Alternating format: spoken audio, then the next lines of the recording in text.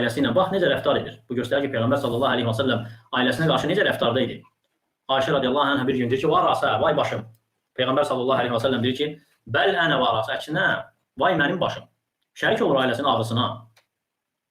Və gəlib ki, Ayşə radiyallahu anhə deyir ki, kuntu ətəarraqul ləhmə və ənə həyid fəutihin nəbi sallallahu əleyhi və səlləm. Deyir ki, mən əti dişləyirdim, heyzli ola. Əti dişləyirdim, sonra əti Peyğəmbər sallallahu əleyhi və səlləmə verirdim.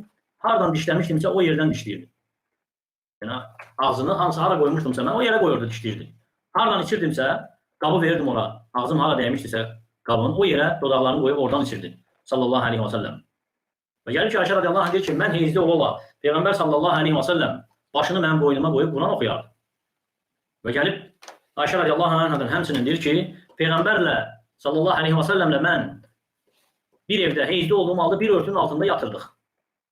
Və heyzliydim, yəni bir örtünün altında yatırdıq. Hətta mənim qanımdan ona nəsə dəysəydi, qalxırdı o qanı yurdu, sonra qalxıb namazını qılardı. Bu göstərir ki, Peyğəmbər sallallahu əleyhi və səlləm ailəsi ilə ən gözəl rəftarda idi. Ona görə nümunədir. Kişilərə Peyğəmbər sallallahu əleyhi və səlləm hansılar ki, bəziləri deyir ki, yox, mənim vaxtım yoxdur.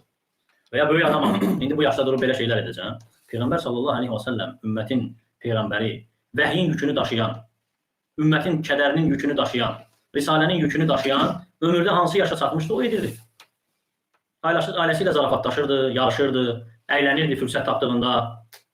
Ona görə tövsiyə edirdi həmçinin qadınlarla gözəl davranmağı. Niyə görə? Qadın haqlarını yerinə yetirmək üçün.